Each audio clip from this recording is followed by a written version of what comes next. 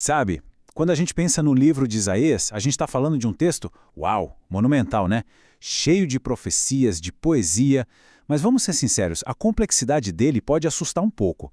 A pergunta que fica é, por onde a gente começa a entender tudo isso? Pois é, essa é a grande questão, né? Às vezes parece que a gente está tentando decifrar um código de quase 3.000 anos. Mas a boa notícia, e é por isso que estamos aqui, é que o próprio material de origem nos dá, digamos, um conjunto de chaves para desvendar esse mistério. E é exatamente isso que a gente vai fazer nessa análise. A ideia é pegar essas chaves interpretativas e, uma por uma, ir desvendando a mensagem central do livro. Então tá, para a gente se organizar, nosso roteiro vai passar por 6 chaves fundamentais. Primeiro a gente vai entender o contexto, tipo um código profético antigo. Depois, vamos atrás da chave mestra, a mais importante de todas. Em seguida, identificar quem é quem na história, sabe? Os personagens principais. Também vamos ver o papel das nações no palco mundial. Daí, a gente entra nos 2 grandes argumentos de Deus e, por fim, algumas dicas práticas de como ler uma profecia. Bom, vamos lá. A primeira chave para a gente começar é o contexto. Pensa assim, a profecia de Isaías não surgiu do nada, né? Ela foi entregue numa época de grande fracasso moral, com uma liderança bem problemática. É fundamental a gente ter esse cenário de fundo para sentir de verdade a urgência e o porquê dessa mensagem. Ok, contexto entendido. Agora a gente vai para a chave que, segundo a fonte, é a mais crucial de todas. É aquela que abre de verdade a interpretação do livro inteiro.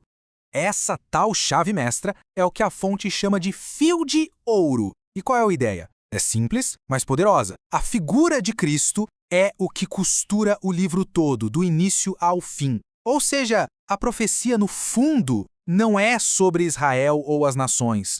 É sobre ele. E olha que interessante, Isaías não apresenta essa figura central de uma forma só. São como 2 fases, bem distintas. De um lado, a gente tem o servo sofredor, aquele que passa pelo sofrimento, pelo sacrifício.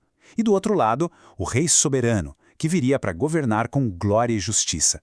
Essa dualidade que é fascinante. Certo, já temos a chave mestra em mãos. Então, qual o próximo passo? A terceira chave. Saber quem é quem. A fonte deixa bem claro que é crucial entender os atores desse drama profético. A gente está falando de Israel, da igreja e de um grupo chamado remanescente. E olha, confundir esses 3 pode levar a interpretações completamente erradas. E aqui está uma distinção que a fonte considera importantíssima. As profecias de Isaías, o foco delas é terreno. É sobre Judá, sobre Jerusalém, sobre o governo de Deus aqui na terra. Já a igreja, bom, segundo essa análise, a vocação dela é outra, é celestial. É vista como um mistério que ainda não tinha sido revelado naquela época no Antigo Testamento. E para não restar dúvida, a fonte dá um aviso bem direto. Cuidado para não misturar as coisas. Tentar encaixar a igreja onde se fala de Sião ou Israel, segundo o texto, acaba atrapalhando tudo. Obscurece a esperança de Israel e, ao mesmo tempo, a própria dignidade da igreja. E tem mais um detalhe importante aqui. Dentro da nação de Israel, a gente precisa separar o joio do trigo, por assim dizer.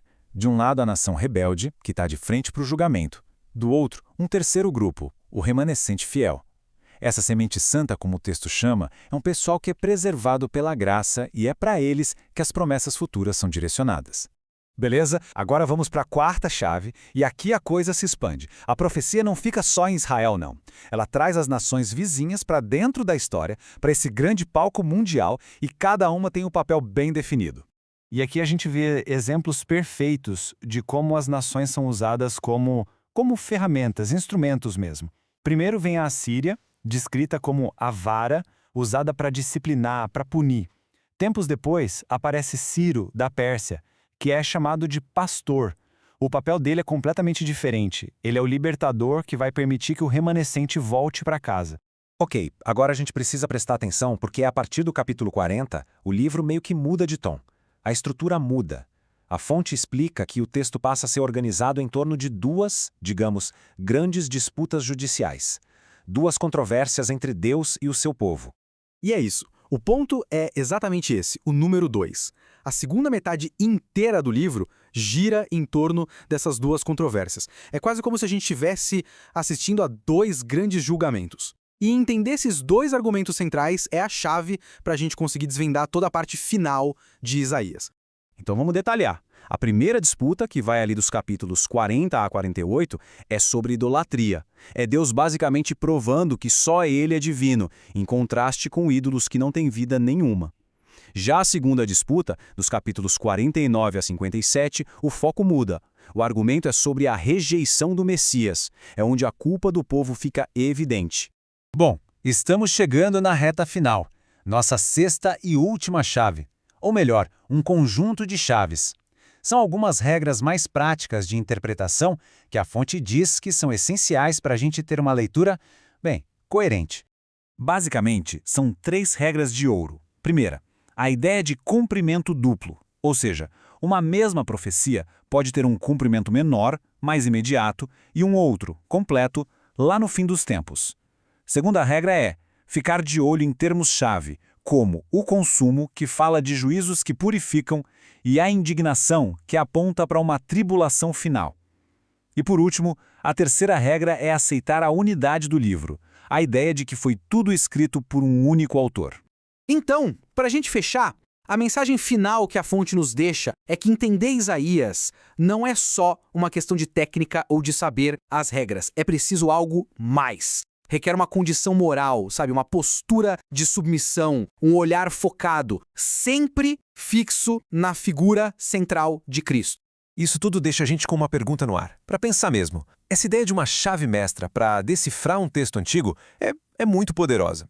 Agora imagina, se a gente aplicasse essa mesma lógica a outras obras, a outros textos, o que mais a gente poderia descobrir que sempre esteve ali, bem na nossa frente?